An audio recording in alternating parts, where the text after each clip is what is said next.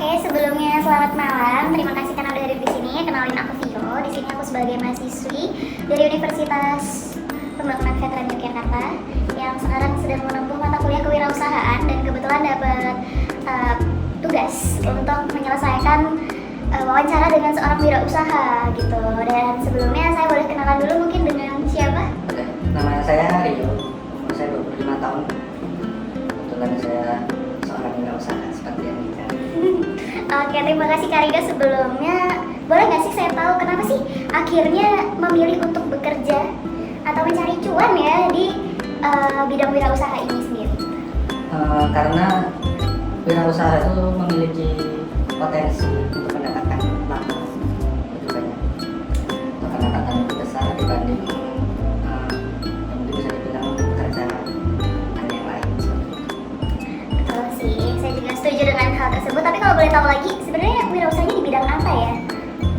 Kebetulan saya berwirausaha di bidang properti, pembangunan perumahan, mulai dari beli lahan, pembangunan sampai penjualan rumah. Bisa dibilang sebagai kontraktor mungkin? Nah, kalau kontraktor hanya penyedia jasa pembangunan saja. Oh, oke. Berarti ini dari membeli lahan, membangunnya juga sendiri ya, tidak menggunakan jasa kontraktor. Bukannya di bidang properti itu memiliki resiko yang sangat besar ya, Mas? Ya, pasti. Nah, itu tuh kira-kira resiko yang biasanya sering ada tuh apa ya, Mas? Kalau di properti itu resiko yang paling besar ya seperti yang kebanyakan orang tahu lah, di bagian pelaksanaan, entah manipulatif laporan, entah permintaan anggaran yang berlebih dibanding yang dibutuhkan. Seperti itu. Oke, berarti kalau seperti itu sebenarnya dari SDM-nya itu sendiri ya paling banyak problemnya. Oke, kalau di luar SDM mungkin ada problem-problem yang lain? Ada sangat dipengaruhi oleh kemampuan pasar atau kemampuan beli masyarakat. Semisal kemarin ada corona atau COVID-19 itu kan berdampak ke semua segi ya. Jadi kemampuan belinya berkurang, ya berimpact secara langsung ke kita karena properti itu kan bukan barang yang murah ya, termasuknya mahal lah. Jadi sekalinya turun daya beli masyarakat ya Sangat mempengaruhi ya. Ngomong tentang mahal murah, kira-kira ini yang dijuali di perumahannya seperti apa ya, Mas? kebetulan kita yang di rumah subsidi. Oh, di rumah subsidi. Berarti itu nanti sistemnya KPR begitu ya? Ya. Terus untuk pembelinya di kisaran yang menengah ke bawah ya? Ya, untuk batasannya pasangan itu 8 juta Oh, digabung, pendapatannya kalau masih single atau lajang itu 7 juta maksimal pendapatan. oke. Terima kasih ya sebelumnya karena saya jadi lebih tahu banyak nih tentang properti gitu. Terus kalau boleh tahu tadi kan resikonya cukup banyak ya, bahkan termasuk pasarnya itu. Cara untuk menanggulangi resiko tersebut tuh apa ya kalau boleh tahu?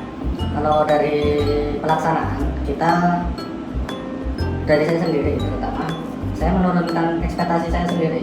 Jadi semisalkan keuntungan satu unit rumah kita punya potensi 30 juta, misalkan ini kita sebut nominal saja, saya berekspektasi hanya mendapat 20 juta dengan segala kemungkinan terjadi kebocoran. Ya, untuk saya bisa menekan ekspektasi itu saya harus tahu kemungkinan bocornya ada di mana aja nih, misalkan pembelian material atau pembayaran yang bisa biasanya melalui orang-orang pihak ketiga. Jadi saya harus tahu dan saya bulatkan ke atas, misalkan 2.500.000, saya ya anggaplah 3 juta begitu, dan keuntungan saya bulatkan ke bawah lah. Tapi dalam pelaksanaan saya perketat, laporan saya minta untuk rutin, untuk pembelian terus pengajuan dana dahulu seperti itu. Kalau untuk dari segi di luar pelaksanaan, kami mengurangi yang namanya stok produk. Jadi kita kalau misalkan ada konsumen minat, kita minta berkas ke konsumen, kita masukkan ke bank. Kalau dari bank sudah ACC, baru kita bangun.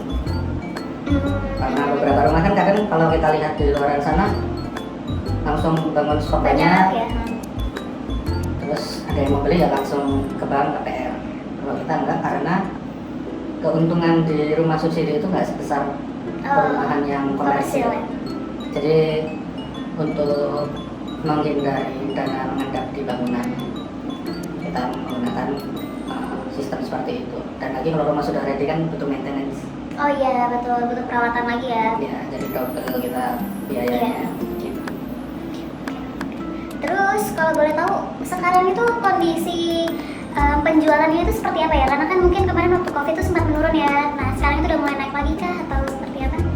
Untuk sekarang setahun belakangan ini saya perhatikan untuk setengah semester pertama masih sangat-sangat susah. Banyak konsumen sebenarnya kalau rumah kan kebutuhan. Iya betul. Ya, jadi banyak yang nanya gimana syaratnya, gimana apanya, tapi karena harga juga udah naik, Oh jadi mereka mikir kalau lagi jadi makin ragu. Tapi satu semester berikutnya ini sudah mulai banyak. Oh iya berarti syukurlah ya Ya, kalau begitu sudah udah mulai mulai. baik, sudah mulai banyak yang lebih banyak yang bertanya dan sebagiannya ada yang jadi. Oh iya. Kalau yang di awal tadi Nanya-nanya aja ya. Iya. Oke. Kalau gitu berarti boleh tahu nggak nih planning kedepannya tuh apa nih kira-kira buat mungkin semakin menggenjot penjualan atau seperti apa nih? Kalau untuk planning ke depan, yang pasti dari saya pribadi ya, saya ingin mengantisipasi semisal terjadi seperti COVID lagi. Kemarin kaget karena sebelumnya sudah pernah ada krisis, tapi kebetulan dari kami bisa mengantisipasi lah karena hanya 1 tahun dan itu pun nggak semua lini, tidak semua lini berdampak ke semua lini gitu. Jadi daya beli masih ada, hanya berkurang. Kalau untuk kemarin benar-benar bilang stop, nggak ada market sama sekali. Jadi kita pengen buat sejenis dana cadangan dan darurat untuk perusahaan. Jadi overhead Tutup ya. lebih kita evaluasi lagi mana yang perlu, mana yang enggak. Terus ekspansi bisnis, mana yang diperlukan, mana yang sekiranya harus ditunda dulu. Dan ya karena kemarin kena COVID, situasi internal agak lumayan kacau ya. Jadi kayak misalkan ada sebagian yang tertunda pembayaran gajinya seperti itu, kita pengen mengevaluasi lagi biar nggak terjadi hal yang seperti ini, dan ya harapannya bisa jadi lebih besar perusahaannya. Oke, amin. Sebenarnya saya terima kasih banget nih, saya jadi tahu banyak gambaran tentang bisnis properti ini sendiri gitu. Selanjutnya mungkin ini pertanyaan terakhir aja ya buat penutup. Saya tuh ingin tanya sih, menurut Mas Rio sendiri wirausaha itu apa ya? Kalau menurut saya wirausaha itu